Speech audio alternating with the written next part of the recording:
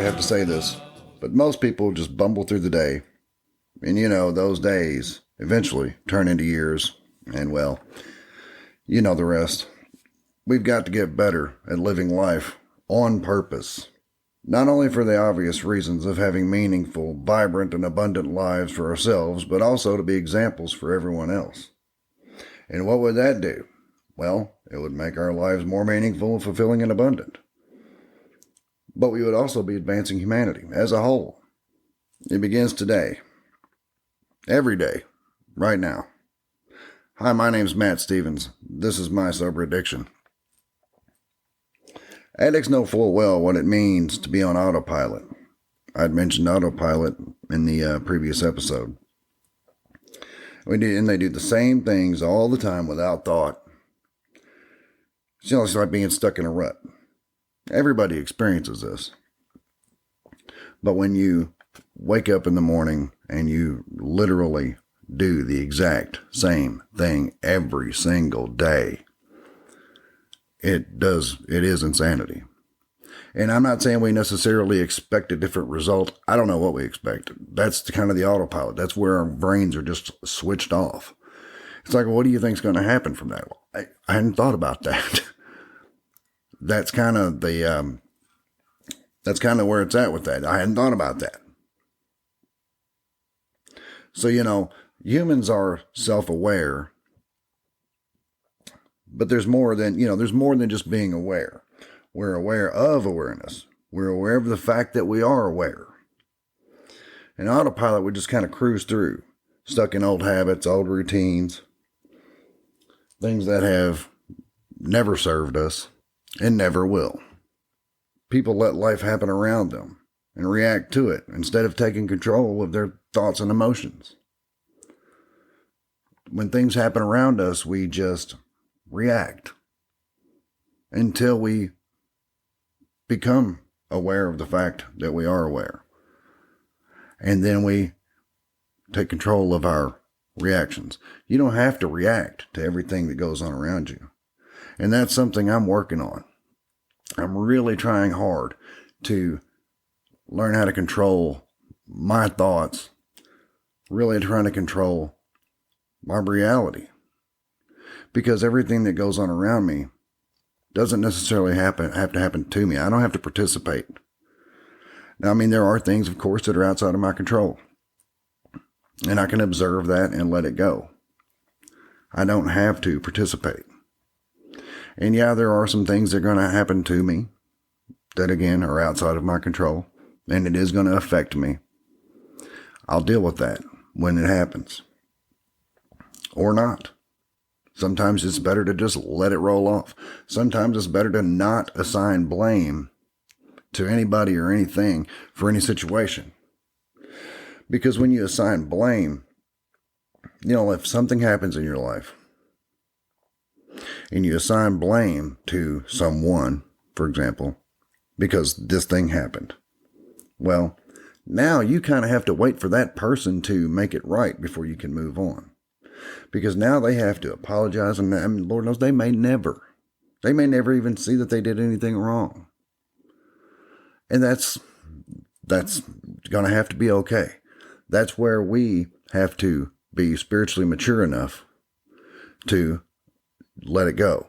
Because if we don't, if we assign blame to someone for something that happens, again, we have to wait for them to make it right. So before we can move on. And that's not where we want to be, because it might take our entire lives and then some. I'm not giving anybody control over my life anymore. That's what I do know. Now, how I'm going to get there, I'm working on it. And I hope that as a community, we can all kind of work on it together. If we can begin today to live more meaningful and abundant lives, I think we can begin to show others that they can too. And if not you, then who? You're the one who's become aware. Be an example. Do we owe it to humanity? Okay, after all the rotten, nasty, just low down things we've done, do we owe it to them? No. I don't think we owe anybody anything. But it wouldn't be a bad thing to do because it would make things better for the whole. Because we are a part of, as bad as humanity is. And I mean, I've often used the analogy of, we look at ancient civilizations, ancient cultures or whatever, and we think that we've evolved from that. We think that we've gotten better than they were. We can even look at the Mayans and they even did human sacrifice, supposedly. I mean, I'm not entirely sure about, but whatever. And then ancient Egyptians and all these ancient cultures. Sometimes I feel like if they could see us today, they would be like, my God, you guys are a bunch of damned Neanderthals. What's wrong with you people? You're supposed to be further along than we were. And are we? I mean, some people might argue that we might have the technology. Okay, but the technology has kind of made us worse in a way. Sometimes I feel like we have sold our souls for technology. Sometimes I feel like, is it worth it? Sometimes I wonder if being more of a tribal, more of what what some people would call primitive, would be better. Could it be better? I don't know. And I mean, in the state of the world is right now, we're not going to find out. It's just something I think about. And I think I may have struck a nerve whenever I was talking about living life on autopilot. It's not something we want to face. It's not something we want to admit that we've done our entire lives or for however long. It's really something that kind of hits us and thinks, God, all these years. And yeah, it kind of sucks. I mean, there's not much we can do about, that. But what we can do is we can move forward from here. I've had really mind-numbing jobs, the type of jobs where you can literally zone out, go on autopilot, do your work, and the next thing you know, your shift's over. And that's fine. And I used to think, well, I really like this because I can really do some thinking, get lost in my head and things like that. And sure, things were going on in my head. But at the end of the day, I would look back and hours would have passed and I really couldn't account for them. I really couldn't tell you I could tell you what I did. I was standing there working. Couldn't tell you what went on in my head. I was probably working. Obviously I was working, but I was probably thinking about, I don't know. That's just it. I really don't know. I'm assuming some things probably happened around me that I reacted to. But sometimes we're in situations where we have to work those mind-numbing jobs. Or we have to do mindless work. Or we have to do whatever. But that doesn't mean we have to be completely mind-numb. We can, as I previously stated, we'll call it an awareness alarm. Where we set our alarms on our phones every hour, every 2 hours, whatever you feel like doing. Where that alarm goes off and that reminds us, oh wait, I need to center myself. I need to get aware. And it's amazing how you kind of snap to and you kind of look around. You're like, oh crap, I'm here. It really is kind of like that. And I recommended, just do some breathing. Focus on your breath. Kind of take inventory of your feelings. Or what have you been thinking about? What should you be thinking about? I've got affirmations. I don't care. Some people write goals on an index card. Goals and affirmations are pretty much the same thing, just written differently. And I get those out. I get myself aware, and I'll read those affirmations to myself, just to kind of remind myself the direction I want to be going, what I have decided that I am. In those words, I am, those are probably the most powerful words in any language. And it doesn't matter what religion you follow or what philosophy you adhere to. Like for example, in the Christian Bible, they asked Jesus, who are you? He said, I am. And that was it. And if you think about it, really think about it, that's all there really is I am. So that's why with my goals, I don't say I want to do this, I want to do that. I say I am this and I am that. And that's what I do whenever I do center myself, whenever I bring myself in, whenever I stop and think, okay, I've been on autopilot for about the past 45 minutes or however long. Remind myself what I am. And then I go on about my day, because you've still got to work, but you can become more, I hate to use the word mindful. I really hate it because it's so trendy now, but whatever, it works. And I'm glad that it's kind of trendy, but, well, I'm not glad it's trendy. I'm glad that people are becoming more aware of awareness. It says a lot about us as a people, that we are maybe, or at least part of us are evolving, getting better. But then again, if you look at us as a whole, wow, kind of like what I said about if the Egyptians or the ancient Mayans or whoever could see us now, they'd probably look at us and think, what is wrong with you people? A bunch of damn barbarians. So getting to the whole living life on purpose, that's why I don't like, and don't, please, I do like a lot of slogans and stuff that NA and AA and all those groups have. But I really don't like the one that says living life on life's terms. Because that pretty much gives your power away. That pretty much says, well, whatever happens, I'm going to roll. I'm going to take it and I'm just going to deal with it. But that kind of implies that you're going to react. That kind of implies that you're accepting those things. It implies that you're not creating the life that you want. That you're just kind of giving in and surrendering.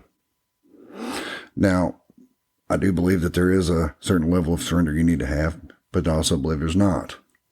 Because what happens to you in the end is up to you. How you get there may or may not be up to you. For example, okay, story time. I had one really, really bad overdose. And, well, the EMTs told me that I really shouldn't have made it. I was out. I don't know. They said that they had hit me, I guess, with Narcan or whatever several times, and nothing was working. And they're pretty much giving up on me. And then I twitched, jerked, did something. I can't remember exactly what they said. It's not important. I did something, and they were like, oh, shit, let's try him again. So they did. And I came right to. And looking back on that, I realized I kind of had a spiritual awakening. I had some realizations because I was conscious and I was aware while I was out. I'm not saying I was off in the ether. I'm not saying anything because I don't know. What I am saying is it led me to some realizations. It led me to realize that there is a whole lot more going on than what we see. So we need to focus on what we want. Well, we need to decide what we want. Decide that that's what we are and focus on that. Our subconscious mind is amazing.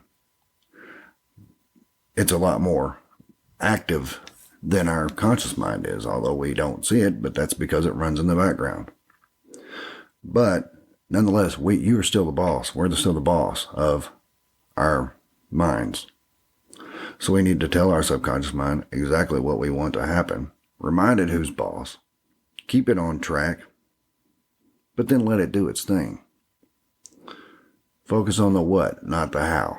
Bruce Lipton, I gotta love him. If you don't know who Bruce Lipton is, he's I guess he would be kind of a self-help guru, but he's an epigeneticist. He is a scientist, and I believe he began in stem cell research, and then ended up in epigenetics. Anyway, point is, Bruce Lipton said the subconscious is 1,000,000 times more powerful of a computer than the conscious mind, and there's no way we can try to make our conscious mind keep up with our subconscious mind. There's no way we can build our reality, make our lives how we want it. fully consciously. But what we can do is we run that small computer, or we run the big computer.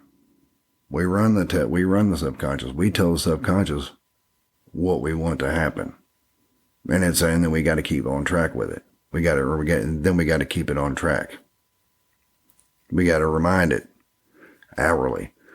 This is what we're doing. And how are we going to decide what it is that we want? I mean, that's kind of tricky, because as adults, we tend to try to be more, and I'm using air quotes here, realistic. But, if we could just kind of suspend disbelief or judgment or whatever you want to say for just 5 to 10 minutes. Just let it go. Just grab a notebook and journal. And I mean, be as outlandish and as wild as you want. If you want to be a firefighting astronaut mermaid, fine. Obviously, let's keep it something that's possible. But anything that is possible in this reality, in this world that we live in, is completely possible. But our adult mind, sometimes, if we're in a situation where we're making $30,000 or $40,000 a year, and you decide you want to be a multimillionaire, or you want to own a business, then your mind is going to step in. Your conscious mind is going to step in and say, come on, man, that's not possible. You can't do that. You don't have time for that. How are you going to get that started? You don't even know what to do. Suspend that. Stop that for 5 to 10 minutes. Just go nuts and write a journal. Just whatever your heart desires. Put it in there. It's just going to give you thoughts. It's going to give you things to focus on. It's going to let you know exactly what it is that you do want from life. And most of us addicts do want to help other addicts, because we see them and we hate it for them. My heart breaks every time I see them. And usually I can spot them. I can spot them from a freaking mile away. And if they're suffering, I know it. A lot of times it's because they look like hell. But regardless of that, my heart breaks for them. And I'm like, man, I'd like to help you. Of course, all of us want to help them. That's one of the things about being clean. A lot of addicts, whenever they get clean, they want to go and be drug counselors. And that's great. It is, because we should be of service to other people.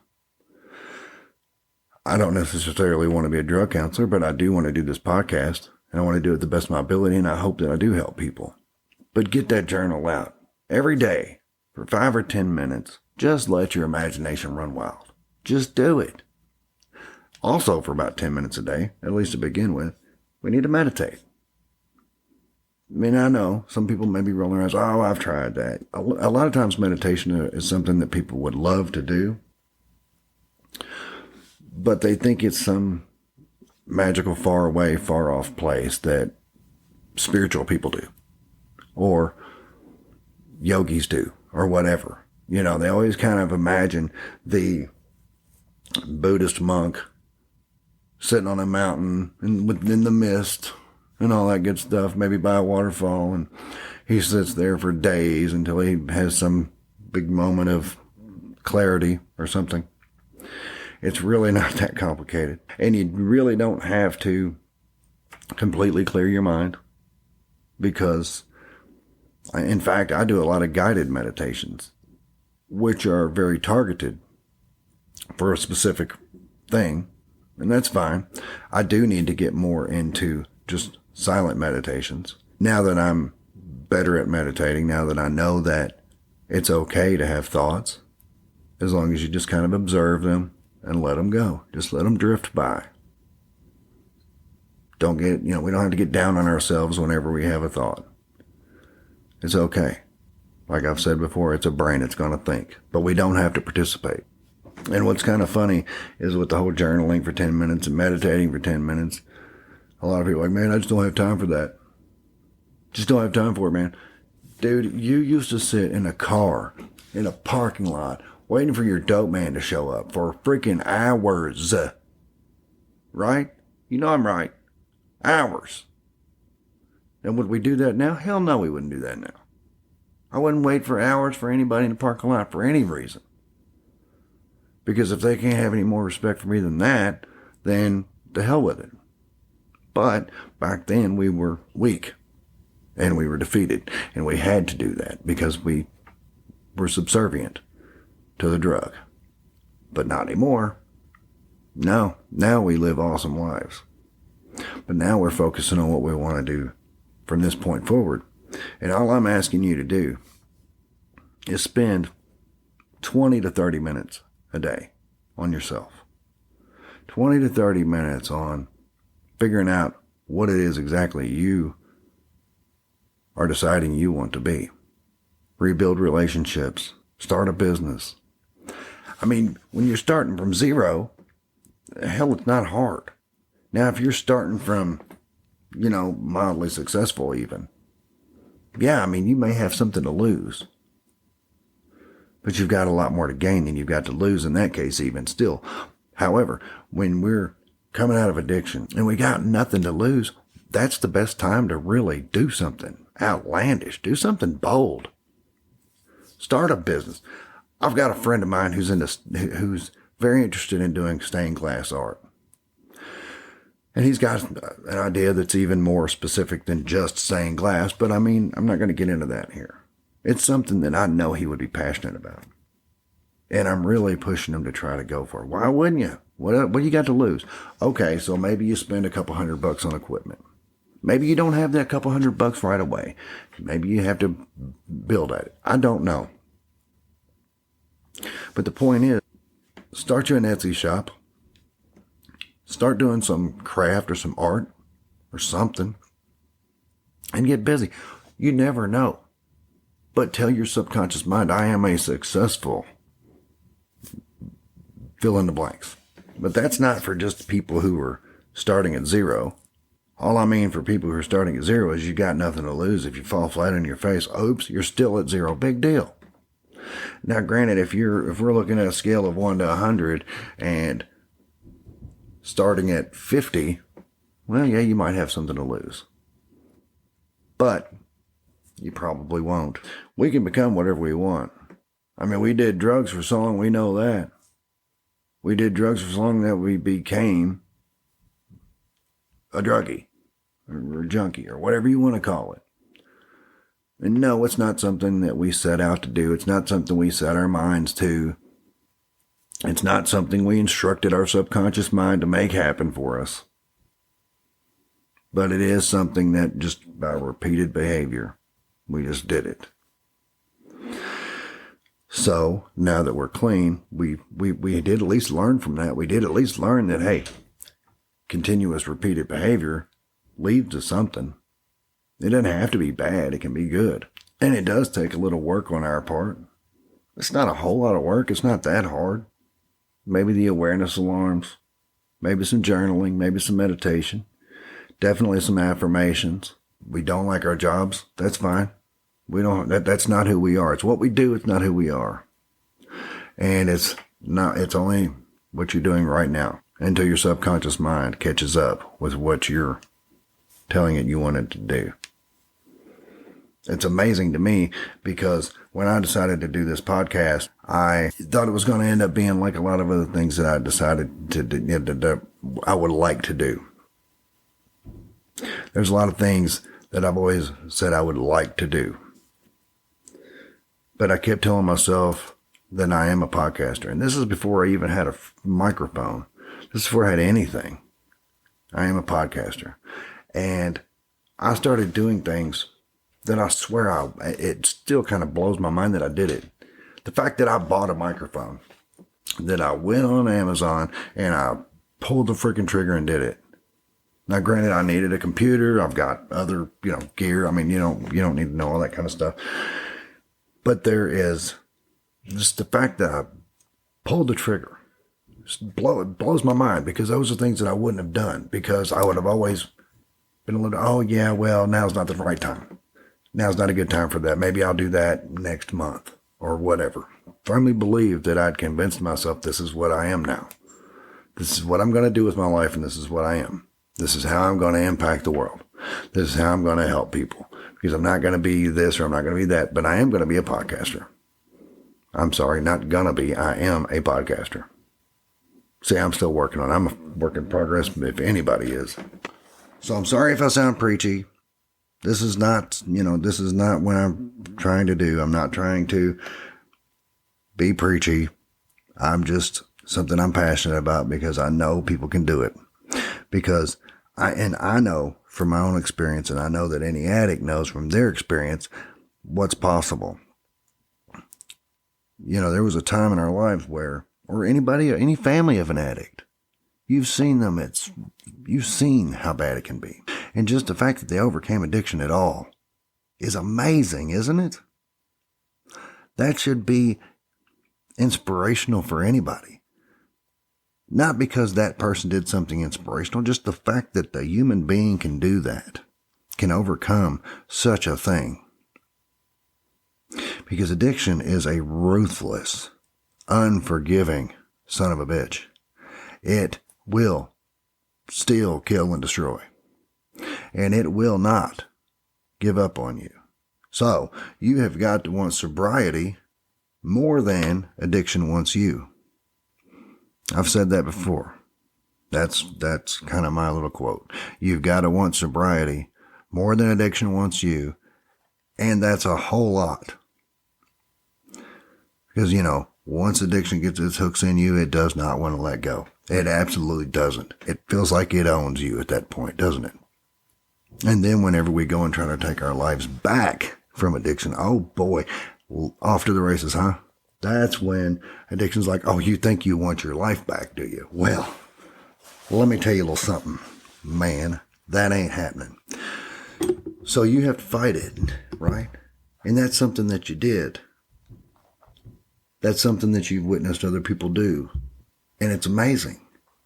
It shows how strong we really are. It shows how much free will we have, how much willpower we have, how anything is possible. I mean, there's addicts out there who were, 5-10 years ago, literally living under bridges, who are now millionaires because they started a business. They went out and bought some construction equipment, a saw and some hammer and nails. I don't know. I'm not a construction guy. You get my point. And then they just decided, this is what I am now. I was in a rehab with a guy, and that was one of the great things I've heard. He'd been an addict for, God, I don't even know, 15, 20 years. And people would ask him, so do you think you're going to stay clean? And he's like, yeah, but I'm not going to put too much pressure on myself. He said, all I'm going to do is, I gave addiction this many years. I'm going to give sobriety that many years too. Just go with it. And I'm like, that's a cool way of looking at it. It's like, I gave that this much. I'm going to give this that much now. So, he didn't really doom and gloom it as far as what he'd been doing. He just said, that's what I was doing. Now this is what I'm going to do. And I hope he's doing well. So anyway, sorry if I'm sounding preachy. As I said, I just am very passionate about this. I think we've got a lot to prove. Not that we have to prove ourselves that we're good people now, but we've got a lot to prove because we can. We're in a very unique position to prove to people how far you can go. You can start at 0 and still get all the way up to 100. Even though somebody else is sitting at 80 or whatever. We're in a very unique position, and I'm just passionate about that because I know we can do it. I know how low we've been. So therefore, I know that we can be such an example for everybody else. And then we can inspire other addicts. We can inspire non-addicts. We can inspire whoever needs inspiration. I really appreciate you listening. This is Matt Stevens. This is my sober addiction. If you like the music, it's by a group called Fixate. I am putting their link to their BandCamp in the show description. Thank you. Love you all. There is a distance in the light.